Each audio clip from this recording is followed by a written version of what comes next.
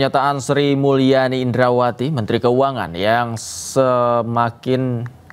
samakan pajak dengan zakat dan wakaf dinilai keliru dan menyesatkan. Bahkan pernyataan tersebut dinilai mempolitisasi agama demi penuhi kebutuhan negara lewat pajak dari rakyat.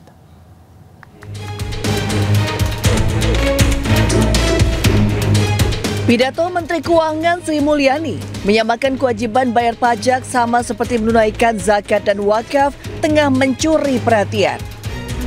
Pernyataan Menko itu dinilai dapat menjelakakan pemahaman hingga dituding sebagai politisasi agama. Kalau zakat itu kan nggak semua orang ditarikin, Pak. Ya, orang miskin nggak mungkin berzakat. Justru dia penerima zakat. Nah, yang wajib mengeluarkan zakatnya adalah orang-orang yang mampu dalam batas nisab tertentu, ya kan? Nah, sementara kan pajak kan semua miskin juga bayar, Pak. Yes. Dua-duanya kewajiban, tapi basis sumber hukumnya beda. Tapi juga basis kepentingannya beda. Beda. Ya kan? Iya. Kalau nggak dikasih tahu begitu, terus kemudian saya khawatir ada framing gitu loh. Nah, itu namanya mencelakakan pemahaman. Bisa jadi kalau dalam bahasa kita itu politisasi agama. Sebelumnya dalam acara Sarasehan Nasional Ekonomi dan Keuangan Syariah, Sri Mulyani menekankan bayar pajak sama mulianya dengan membayar zakat dan wakaf. Menggunakan zakat, wakaf, pada dasarnya mereka yang mampu harus menggunakan kemampuannya, karena di dalam setiap rezeki dan harta yang kamu dapatkan ada hak orang lain. Bukan ustazah ya dalam hal ini. Tapi ini karena Menteri Keuangan juga dalam setiap rezeki Anda ada hak orang lain. Caranya hak orang lain itu diberikan, ada yang melalui zakat, ada yang melalui wakaf, ada yang melalui pajak.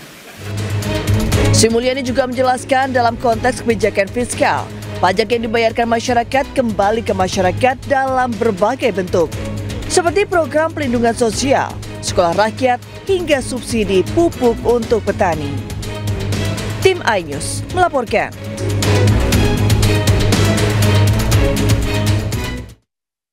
Pemirsa, Ketua KPK 2011-2015 Abraham Samad sudah diperiksa penyidik Polda Metro Jaya terkait tudingan ijazah palsu Joko Widodo. Menurut Ketua Mahkamah Konstitusi 2013-2015 Hamdan Zulfa, pemeriksaan terhadap Abraham Samad merupakan bentuk pembungkaman dan kriminalisasi.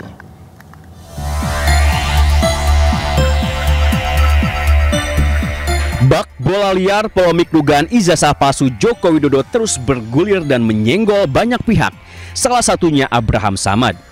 Ketua KPK periode 2011-2015 itu baru saja diperiksa penyidik Polda Metro Jaya terkait tudingan ijazah palsu Joko Widodo.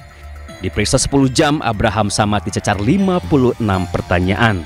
Usai diperiksa, Abraham Samad mengatakan materi pemeriksaan terhadap dirinya hanya meliputi tayangan siniar atau podcast dirinya bersama Roy Suryo CS. Samad juga mengaku jalannya pemeriksaan melanggar KUHP dan prinsip-prinsip hak asasi manusia. Bahkan Samad menyatakan pemeriksaan itu merupakan upaya kriminalisasi terhadap kebebasan berpendapat. Kalau kasus ini terus di blow up, ya, dikapitalisasi oleh penyidik dan dipaksakan, maka ini adalah sebuah bentuk pembungkaman terhadap kebebasan berpendapat dan berekspresi. Setali tiga uang, Ketua Mahkamah Konstitusi 2013-2015 Hamdan Zulfa mengatakan setiap warga negara memiliki kebebasan berpendapat termasuk dalam konten siniar. Menurut Hamdan, jika pemeriksaan terhadap Abraham Samad dan 12 terlapor lainnya dilanjutkan, maka negara sudah melakukan pembungkaman terhadap demokrasi dan kebebasan berpendapat. Demokrasi, jika ini diproses pidana, maka akan banyak sekali rakyat Indonesia yang akan dipidana gara-gara kasus ini. Kalau proses hukum itu dilakukan, itu adalah sebuah pembungkaman terhadap demokrasi dan kebebasan berpendapat. Selain itu, Hamdan juga menyayangkan pemeriksaan terhadap Samad yang dikenal memiliki integritas. Apalagi terakhir pemeriksaan terhadap Abraham Samad, seorang yang dikenal integritasnya selama ini mantan Ketua KPK, hanya menyampaikan, memfasilitasi pembicaraan dalam podcast dan itu dipidana, maka semua podcast di Indonesia bisa akan mati. Kasus tudingan ijazah palsu Jokowi sudah memasuki tahap penyidikan. Polda Metro Jaya berkomitmen menuntaskan kasus itu. Tim Liputan Ainus melaporkan. Pemirsa, Komisi Pemberantasan Korupsi mengungkap bahwa perusahaan penyedia layanan haji khusus menyetorkan uang kepada asosiasi sebesar 2.600 hingga 7.000 dolar Amerika Serikat per jemaah atau 42 hingga 113 juta rupiah per kuota. Setoran tersebut diberikan agar travel mendapatkan bagian kuota tambahan haji khusus pada 2024.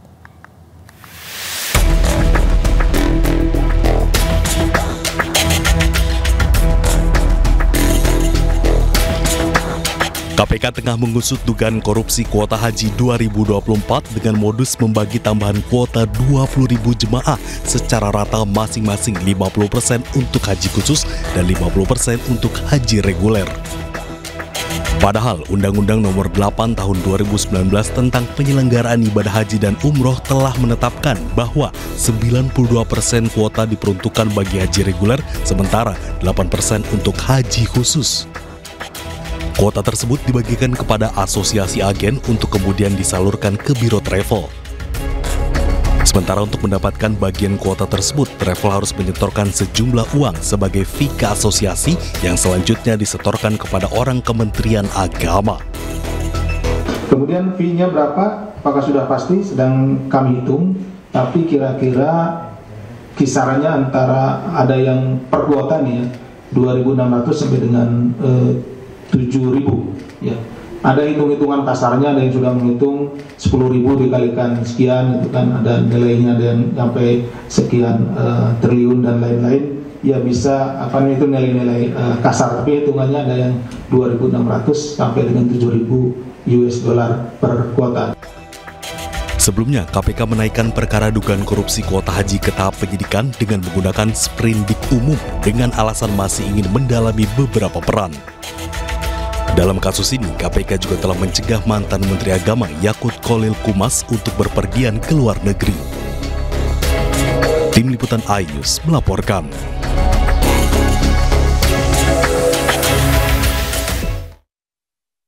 Sejumlah hotel di Mataram kaget menerima tagihan royalti musik dari Lembaga Manajemen Kolektif Nasional karena fasilitas TV di kamar hotel. Hadapi polemik tersebut, pemerintah tengah cari solusi terbaik untuk seniman dan para pelaku usaha.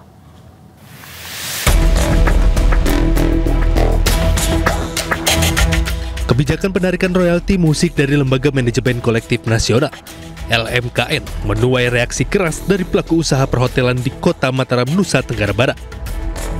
Besaran denda maksimal 4 miliar rupiah dan pidana hingga 10 tahun dinilai terlalu berat untuk pelanggaran administrasi. Salah satu hotel di Kota Mataram sempat menerima tagihan royalti bernilai Rp4.400.000 per tahun. Tagihan tersebut dihitung berdasar jumlah kamar. Sebenarnya yang dibayar itu adalah setiap instrumen mungkin ya, atau setiap alat yang bisa mengeluarkan musik di usaha-usaha objek usaha tertentu. Kan sebenarnya di aturannya itu kalau saya baca karaoke, hotel, kafe, restoran, klub atau diskotik, nah itu sebenarnya ada. Khusus untuk hotel itu dia menghitung kamar karena dia menganggap di kamar-kamar hotel itu ada TV-nya. Nah, objek TV inilah yang mengeluarkan suara atau musik itulah yang mengandung hak cipta, katanya seperti itu. Nah, sehingga itulah yang dihitung gitu. Memang di sini banyak polemik, ada hotel yang tanpa TV. Nah, seperti teman kami itu katanya tidak ada musik, tidak ada suara, tapi dikirimi juga tagihan. Terkait polemik tersebut, Kepala Kantor Kepresidenan RI, Hasan Nasbi, berharap ada win-win solution untuk seniman dan para pelaku usaha. Harus ada dialog dan proses komunikasi supaya juga saling menguntungkan. Jadi ada win-win solution, ada solusi yang baik untuk para seniman, ada solusi yang baik juga untuk para pengelola hotel, restoran, tempat hiburan, ada solusi yang baik juga untuk masyarakat. Jadi tentu proses dialog ini kan belum final ini. Proses dialog ini tentu akan terus dilanjutkan dan mencari jalan keluar yang terbaik. Selain itu, menurut Hasan Nasbi, pengaturan royalti musik harus dilakukan secara bertahap. Pemerintah melalui Kementerian Ekonomi Kreatif, Kementerian Hukum dan instansi terkait tengah mencari solusi bersama. Tim Liputan iNews melaporkan. Pemirsa, ada yang menarik di sidang tahunan MPR 2025. Wakil Presiden Republik Indonesia Gibran Rakabuming Raka berganti dasi agar senada dengan Presiden Prabowo Subianto.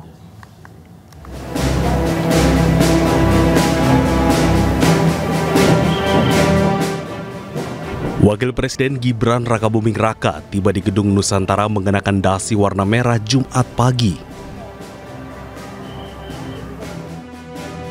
Berbeda dengan Presiden Prabowo yang menggunakan dasi warna biru. Bahkan saat momen sesi foto bersama dengan Presiden Prabowo Subianto dan pimpinan DPR jelang sidang tahunan MPR dan sidang bersama DPR dan DPD, Wakil Presiden Gibran nyaris telat berfoto bersama. Dan ada yang menarik, Gibran tidak lagi memakai dasi warna merah melainkan mengganti dasi yang senada dengan Presiden Prabowo Subianto. Presiden Prabowo Subianto dan Wakil Presiden Gibran Rakabuming Raka kemudian memasuki ruang sidang usai sesi berfoto. Dalam agenda sidang tahunan MPR ini, Prabowo menyampaikan pidato kenegaraan antara lain terkait hasil kinerja pemerintah selama 300 hari sejak dia dilantik pada Oktober 2024. Tim Liputan iNews melaporkan. Pemirsa, Presiden Prabowo Subianto sampaikan pidato nota keuangan dan RAPBN 2026. Presiden mengatakan program unggulan pemerintah telah dirasakan manfaatnya oleh jutaan rakyat Indonesia. Hal itu disampaikan dalam pidato nota keuangan Prabowo Subianto Jumat siang. Presiden mengalokasikan anggaran untuk program makan bergizi gratis hingga 335 triliun rupiah di tahun 2026. Prabowo mengatakan hingga saat ini jumlah penerima program MBG mencapai 20 juta orang. Program unggulan lain seperti cek kesehatan gratis, revitalisasi sekolah, dan sekolah rakyat juga dirasakan manfaatnya oleh jutaan rakyat Indonesia. Makan bergizi gratis hari ini telah mencapai 20 juta penerima manfaat. Cek kesehatan gratis sudah mencapai lebih dari 17 juta penerima manfaat. Revitalisasi sekolah sudah sampai lebih dari 13.000 sekolah dan madrasah. Sekolah rakyat sudah mencapai 100. Pembentukan koperasi desa dan kelurahan Merah Putih telah dimulai tahun ini. 80.000 koperasi telah dibentuk. Dan pada akhir tahun 2025 ini. Selain itu, dalam pidato RAPBN dan nota keuangan 2026, Presiden Prabowo mengaku akan membenahi BUMN. Hal ini langsung mendapat standing applause dari seluruh anggota DPR dan undangan. Saudara-saudara sekalian, aset yang dimiliki bangsa Indonesia yang berada di BUMN kita, asetnya adalah senilai lebih dari 1.000 triliun US dollar. Harusnya BUMN itu menyumbang kepada kita minimal 50 miliar dolar. Kalau 50 miliar dolar, APBN kita tidak defisit, saudara-saudara.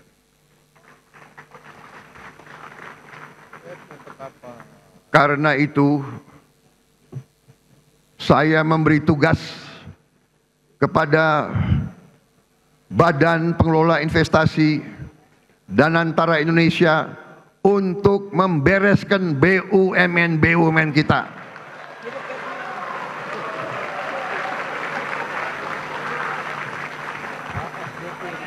Tadinya pengelolaannya secara tidak masuk akal. Perusahaan rugi, komisarisnya banyak banget. Saya potong Sementara itu pemirsa, Presiden Prabowo akan menyikat habis orang besar dan para jenderal yang menjadi backing tambang ilegal. Peringatan keras ini disampaikan saat Prabowo pidato kenegaraan di gedung DPR MPR. Presiden Prabowo Subianto memperingatkan seluruh jenderal hingga mantan jenderal yang diduga membackingi aktivitas tambang ilegal di Indonesia. Prabowo tak gentar dan akan menyikat habis aktivitas tambang ilegal siapapun yang membackingi. Tak hanya itu, aktivitas pertambangan yang melanggar aturan juga akan ditertibkan. Dan saya beri peringatan, apakah ada orang-orang besar, orang-orang kuat, jenderal-jenderal dari manapun, apakah jenderal dari TNI atau jenderal dari polisi, atau mantan jenderal, tidak ada alasan kami akan bertindak atas nama rakyat.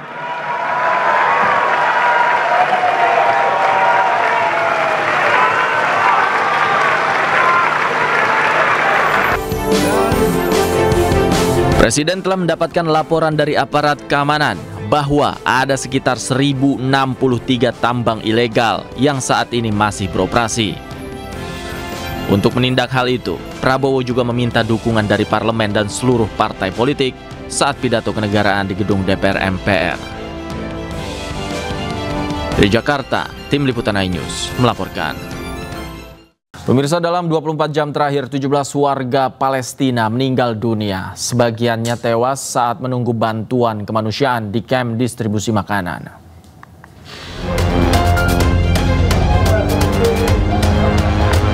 Serangan tentara Zionis Israel masih terjadi hingga detik ini ke warga Gaza. Terlebih dalam 24 jam terakhir, tentara Israel meningkatkan serangannya. 17 orang meninggal dunia. 6 diantaranya adalah warga sipil yang tengah menunggu bantuan kemanusiaan. Kali ini Israel mengintensifkan serangan ke wilayah Zitun. 4 hari terakhir Israel membombardir kawasan ini. Banyak orang tidak dapat meninggalkan daerah ini karena tembakan artileri tentara Zionis. Data PBB per 23 Juli 2025, jumlah kematian meningkat. 60.000 lebih warga Gaza tewas dan 1.000 diantaranya meninggal saat mencari pasokan makanan dan bantuan kemanusiaan.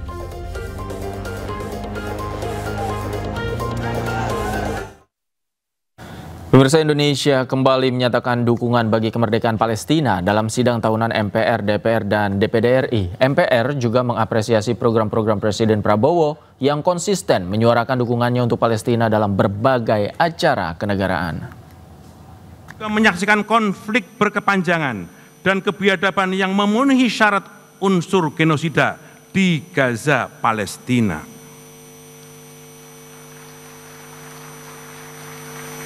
Hampir 100.000 nyawa melayang, mayoritas mereka adalah perempuan dan anak-anak, dan rumah sakit serta sekolah hancur menyisakan puing-puing keputusasaan. Politik luar negeri Indonesia harus tetap berpihak pada perjuangan kemanusiaan, termasuk dukungan tegas yang konsisten kepada kemerdekaan bangsa Palestina.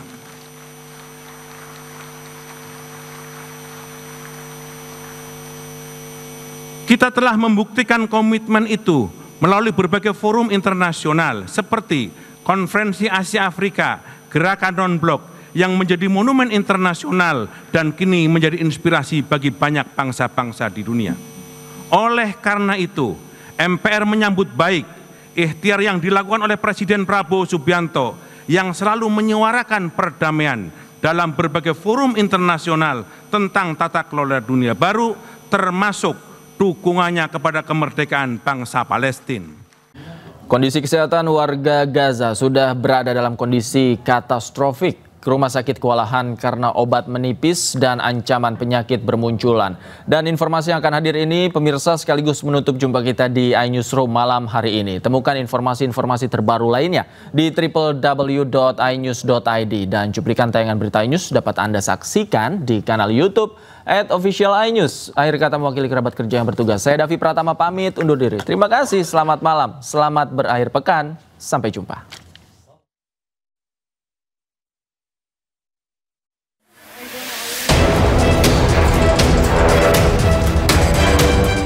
Perlahan tapi pasti, kondisi kesehatan warga Gaza terancam.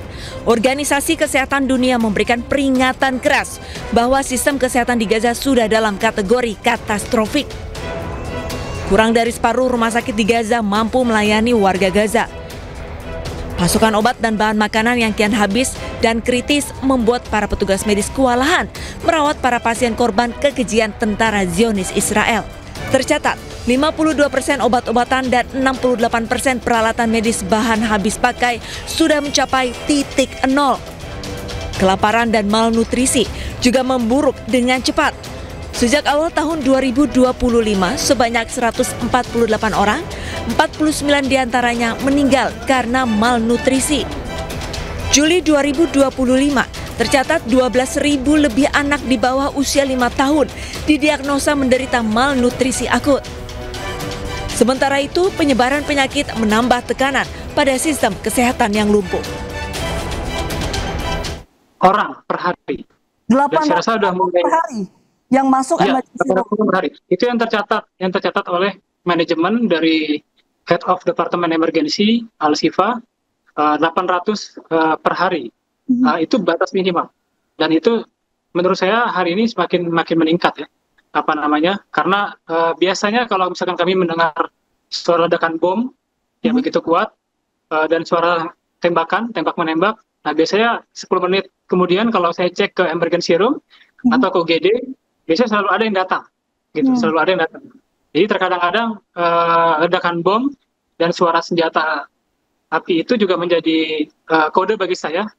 Nanti akan ada yang datang kembali ke para korban ke UGD. Akses bagi tim medis dan pasokan internasional menjadi kendala besar. WHO menuntut agar pintu perbatasan ke Gaza lebih banyak dibuka oleh Israel. Prosedur dipermudah dan hambatan akses dicabut untuk mencegah krisis semakin parah.